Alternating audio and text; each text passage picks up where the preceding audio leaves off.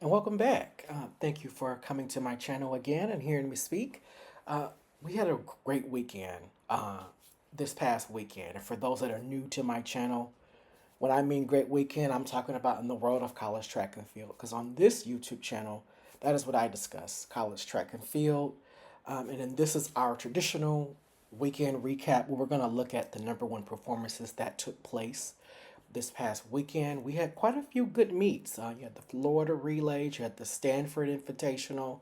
You had great times popping all over the place, about close to 22, 23 number one performances.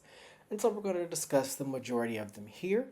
Just a quick recap of our format review, and then we'll dive right in. Our first leg, as always, sprints and hurdles. Second leg will be the distance. Third leg will be jumps. And our anchor leg will be the throws today in multi events.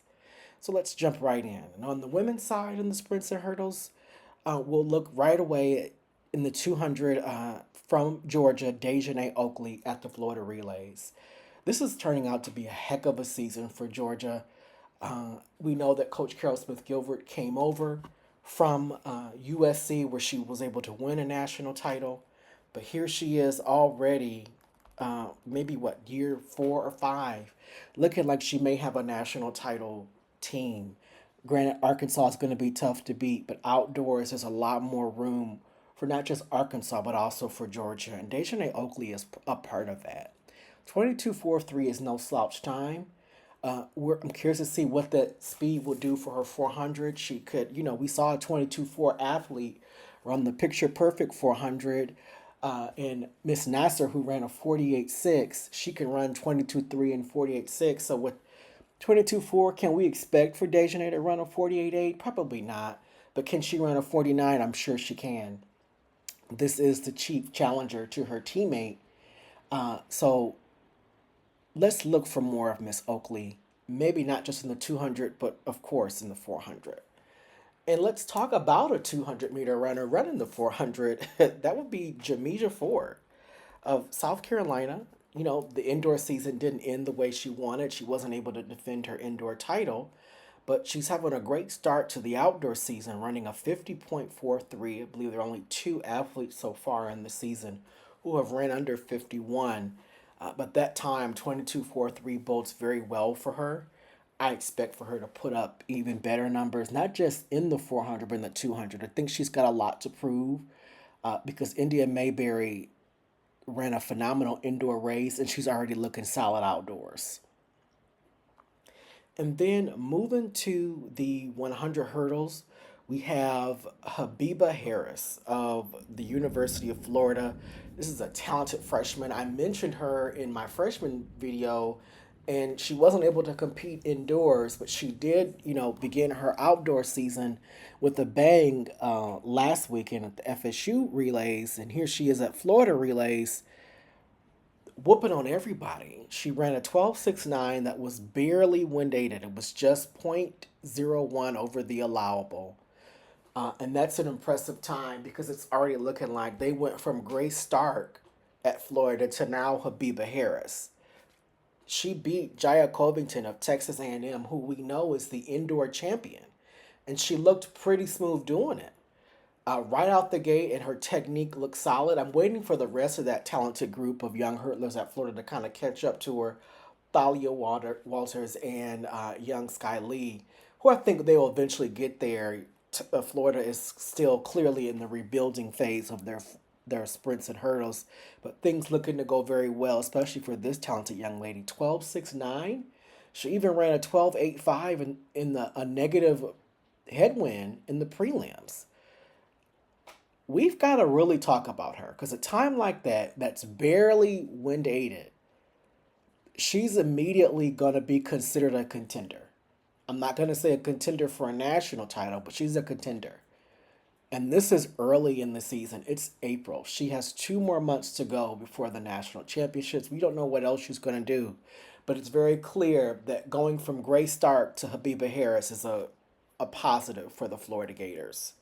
Then in the 400 hurdles, you have Michelle Smith of the University of Georgia. And again, Georgia having a really strong season. 54.56 in the 400 hurdles. And this is just proven to be a very deep team they're going to be such a threat come postseason because they look like they're just putting so many great pieces in place. And this is a freshman too. So, Florida has their talented freshmen, but so does Georgia. 54, 56. The only 400 hurdler who may be able to challenge someone of this caliber and this talent is Rachel Glenn of Arkansas, and another is Savannah Sutherland of Michigan, who was the 2020 three NCAA championship. So I'm curious to see what happens with this group of 400 hurdlers. But for Michelle Smith, a freshman, to 54, 56, breaking the school record already in your debut season, having a great start. And hats off to Coach Carol Smith Gilbert because things are clearly going well for her at Georgia. Now, moving on to the men's side, we'll look at a very talented sprinter from South Florida who ran very well at the Florida Relays. That's Abdul Rashid Aminu by way of Ghana. He clocked a 9.87. His 100 time was barely wind aided as well. It's that point now in the men's 100 where you need to be a 9.9 runner or better if you want to be considered a contender for the title, and I think he is. Again, I mentioned this last week. I was initially planning on doing a preview video for the season, and I backed off of it because there's a lot of uncertainty about rosters and who has eligibility and who doesn't. And then I kind of just want to see the season play out a little bit. We waited till this week to talk about the rankings, the number one rankings when it comes to individual athletes, and we'll wait even later till we look at the team, because one thing I've learned from the past few seasons is that these coaches are going to hide their athletes until about postseason time. But you're not hiding this young man. He competed for Ghana at the Olympics, and he's a name we're going to have to probably continue to get familiar with post college because of how well he ran that 100. He looks solid. You see that picture here. Very well built and very well coached. South Florida is truly coming, and I think they've kind of arrived. They're taking advantage of the international recruits, similar to what Auburn is doing to build up their sprint core, and it's working because this is a very talented 100-meter sprinter that you cannot ignore. And then the 400, you got my guy, someone that I've mentioned on this channel plenty of times. I love to see him run, Ahmad Robinson of Texas A&M. And I can't wait to see him because I am going to the Penn Relays. Tickets purchased for the event, hotel purchased, and the plane tickets purchased. I am all ready. I am excited to see this young man run in person, and I got a great seat to see it again. He opens his outdoor season with a 44.61, a personal best outdoors in your debut. What is he gonna do postseason time? Are we looking at a sub 44 400? It's probably gonna take that. This is a very deep group of 400 runners this year, and I think it's wide open. Granted, we had an indoor champion who came out of nowhere from Georgia, but I'm still convinced that on his best day, Ahmad Robinson probably should be the favorite. And 44.61 to debut the season. And then he follows that up by anchoring the 4x4 to defeat Texas. I mean, not Texas, but to defeat Florida at the Florida Relays. They're 3:02.15. They were able to surpass Florida in the final stretch because in the anchor leg, it looked as though Florida, because they don't have Janelle McIver or Wanye McCoy running it. That should tell you something about how strong that Florida team could be. They relied on young Rios Prude, and unfortunately he got walked down by Ahmad Robinson, 3:02.15 and 3:02.7. But those are two great early season times with Texas A&M looking like things are rounding into shape. This is probably the best Texas A&M team Pat Henry has had since his national title winning teams. So keep an eye on the Aggies, and I look forward to seeing them at the Penn Relays because they're going to entertain us. Then you have the hurdles, and we're going to go back to Florida. And this has an asterisk by it on my notes, and there's a reason for that. Damaris Waters of Florida, he runs a 13:21. He's number 2 all-time at Florida, only behind Grant Holloway. The person who's number 3 is also a national champion, so that's something to note, and Joshua Walker. But his time is the fastest when legal time. We can't ignore what Mr. Smallwood did last week for Texas, a 13:07. but I wanted to make sure because his time is listed number two nationally, but the fastest win legal time, I just felt it appropriate to add him here, especially after the week he had last week where straight great start, but there were some inconsistencies in between the hurdles, which can happen when you're going from 60 hurdles to 110 hurdles, going from indoor to out. But he really seems to be falling into shape. The hurdlers had a great weekend for Florida.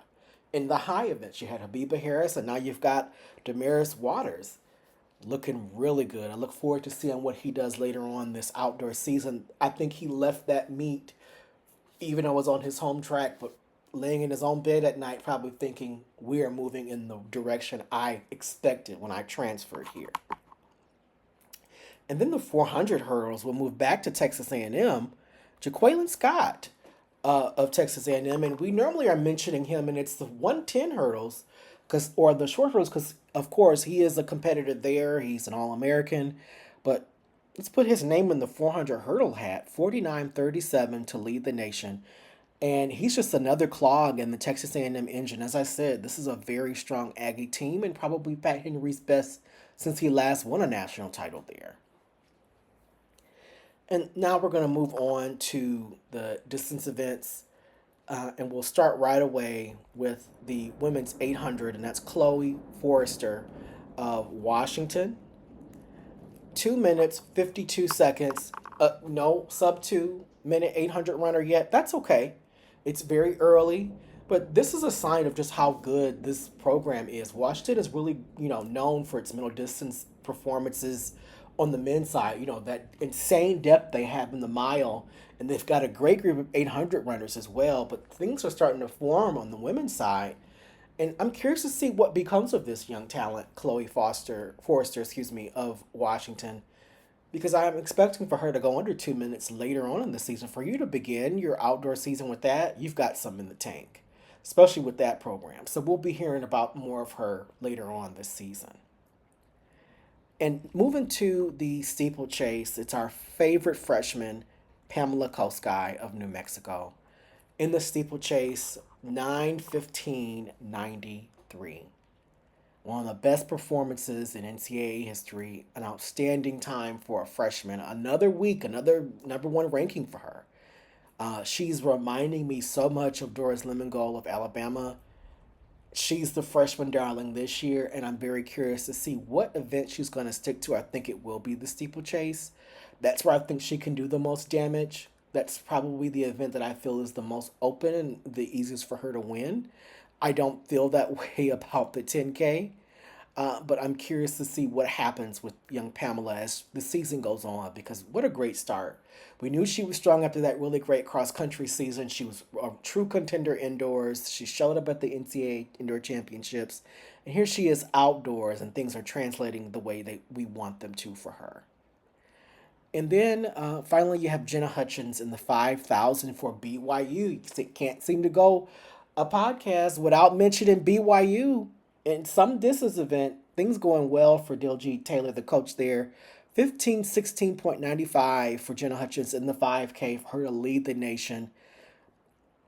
I'm curious to see what becomes of this event, because that's a great time early.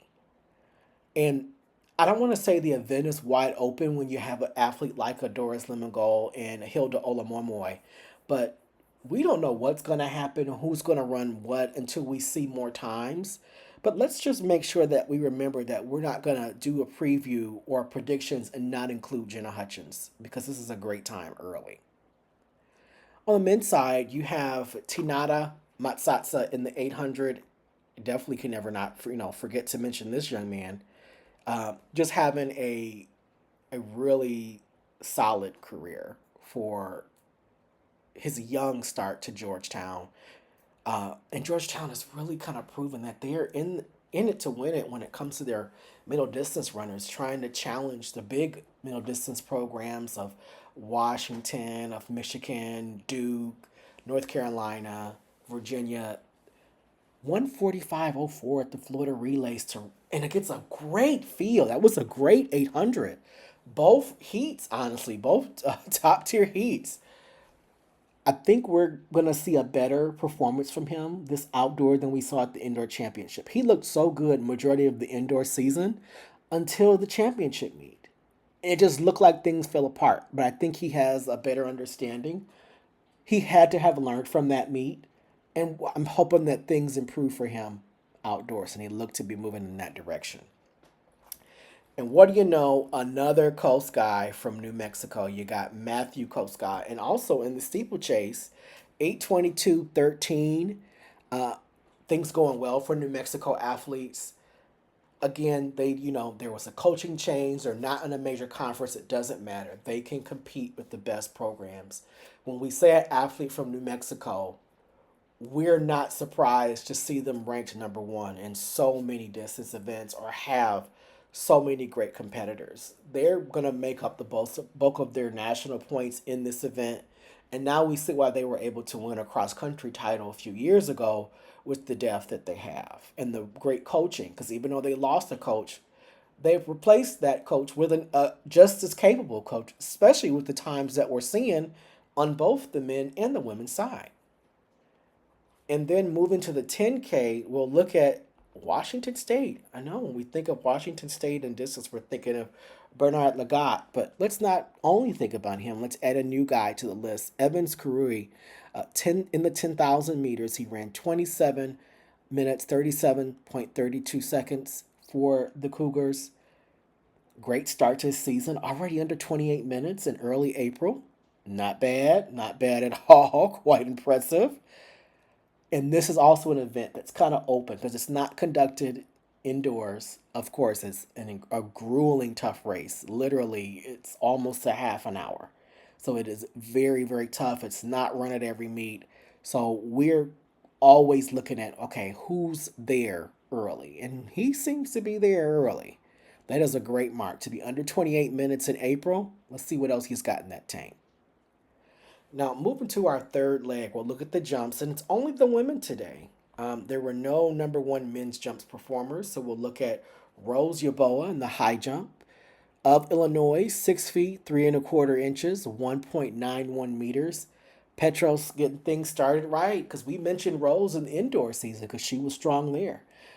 I think as long as she stays up under Petros, she'll continue to improve. She's looking to get to the national title level. She's an All American that's looking to be a national title contender.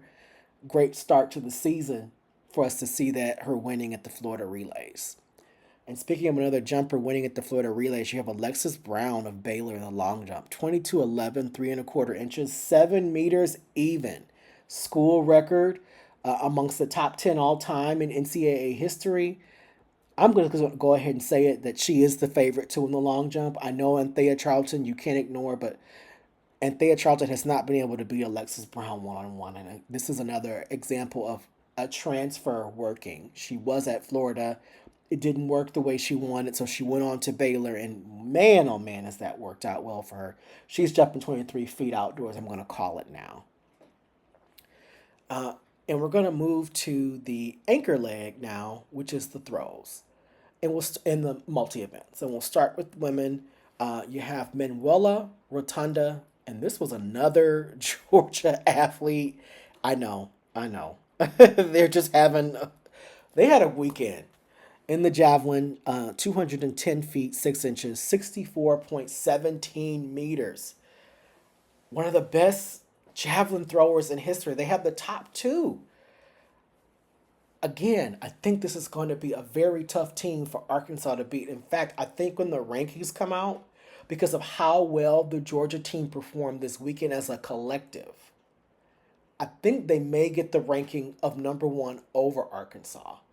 But this is clearly Coach Carroll's best Georgia team since she's taken over.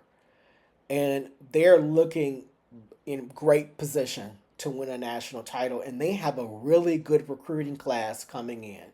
So things moving clearly in the right direction for the Georgia Bulldogs. Then we move to Annie Mullenhouse in the heptathlon, our multi-athlete from Oklahoma State, no less. And Oklahoma State having a really good year in their field events. In the heptathlon, she scored 5,641 points. Great start to the outdoor season. Curious to see what Jaden O'Brien does of Notre Dame when it comes to competing outdoors, and also what will happen with the rest of the really good heptathletes. You got Pippi Lotta Enoch of Oklahoma. This is going to be a good competition in the heptathlon come outdoor season, and that's a great point score early. On the men's side, we're looking at Christopher Licata. Yes, a South Carolina guy in the shot put. We mentioned him before. 66 feet, 2.25 inches, 20.17 meters. You know, not the Tariq Robinson O'Hagan throw, but that's okay. It's a great mark early. We're going to be hearing his name regularly, and they're going to compete. They have the SEC championship, and they'll likely go against each other at a regular season meet before then. So this should be interesting. What does Christopher Licata do later on in the season? But he's beginning it with a bang. And welcome back to Mikolas Alegna of Cal. I'm really happy to see him back. He was in my preview video last year, but he did not compete in preparing for the Olympics. 229 feet 11 inches, 70.09 meters. And because Cal's not in the ACC, that is an ACC record. I'm going to say this because I think it's been very obvious for a lot of us. Outside of the sport of football, the Pac-12 in track and field was probably the most underrated dominant conference. All of the schools that have broken from that conference and they're moving to the new conferences, they're dominating in those conferences. You know, you have in the ACC, you've got Cal and Stanford performing at an insanely high level. In the Big 12, you've got BYU, you've got Arizona State performing at a high level. And then, of course, in the Big 10, you got Oregon and USC and Washington. And it's sad to see that a conference that was so phenomenal in our sport get taken apart because of another. Because they've gone to these new conferences and have shaken things up, taking records, dominating their competition. It's like at one point I realized this conference, had it stayed intact, the Pac-12 would have been the best conference this year, just because of how well their schools have shown up. Now, moving to the javelin, and yes, a Georgia athlete, Mustafa Al Sherik in the javelin, 261 feet, 6 inches, 79.72 meters. Third all time within the school. That's great because they've had some great javelin throwers at Georgia, and he's the next big one. We're going to be hearing from him a lot. This is an event that's only done outdoors for obvious reasons. But this is going to add to Georgia's point total. And I think on the men's side, they're probably not as deep as the women, but they are competing for a team title.